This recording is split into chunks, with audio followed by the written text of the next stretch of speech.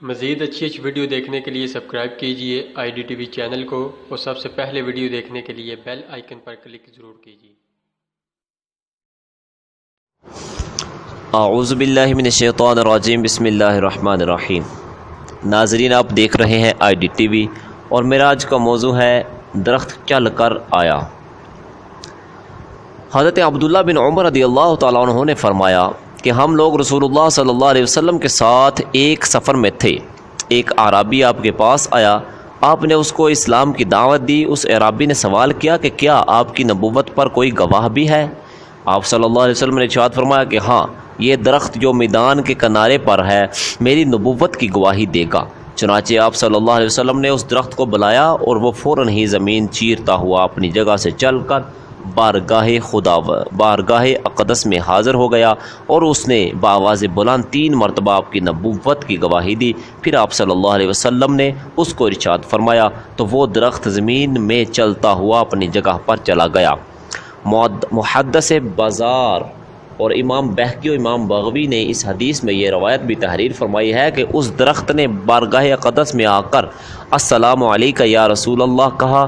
اعرابی یہ معجزہ دیکھتے ہی مسلمان ہو گیا، اور جوش عقیدت میں عرض کیا کہ یا رسول اللہ صلی اللہ علیہ وسلم، مجھے اجازت دیجیے کہ میں آپ کو سجدہ کروں۔ تو آپ صلی اللہ علیہ وسلم نے ارشاد فرمایا کہ اگر میں خدا کے سوا کسی دوسرے کو سجدہ کرنے کا حکم دیتا تو میں عورتوں کو حکم دیتا کہ وہ اپنے شوہروں کو سجدہ کیا کریں۔ یہ فرما کر آپ صلی اللہ علیہ وسلم نے اس کو سجدہ کرنے کی اجازت نہیں دی۔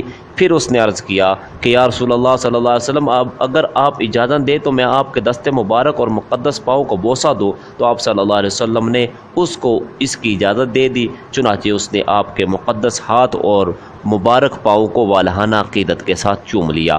اسی طرح حضرت جابر رضی اللہ تعالیٰ عنہ کہتے ہیں کہ سفر میں ایک منزل پر حضور اقدس صلی اللہ علیہ وسلم استنجا فرمانے کے لیے میدان میں تشریف لے گئے، مگر کہیں کوئی آڑ کی جگہ نظر نہیں آئی۔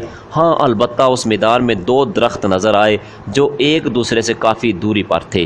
آپ صلی اللہ علیہ وسلم نے ایک درخت کی شاخ پکڑ کر چلنے کا حکم دیا تو وہ درخت اس طرح آپ کے ساتھ چلنے لگا جس طرح مہار والا اونٹ مہار پکڑنے والے کے ساتھ چلنے لگتا ہے۔ پھر آپ صلی اللہ علیہ وسلم نے دوسرے درخت کی ٹہنی تھام کر اس کو بھی چلنے کا اشارہ فرمایا تو وہ بھی چل پڑا، اور دونوں درخت ایک دوسرے سے مل گئے، اور آپ نے اس کی آڑ میں اپنی حاجت رفع فرمائی۔ اس کے بعد آپ صلی اللہ علیہ وسلم نے حکم دیا تو وہ دونوں درخت زمین چیرتے ہوئے چل پڑے اور اپنی اپنی جگہ پر پہنچ کر جا کھڑے ہوئے۔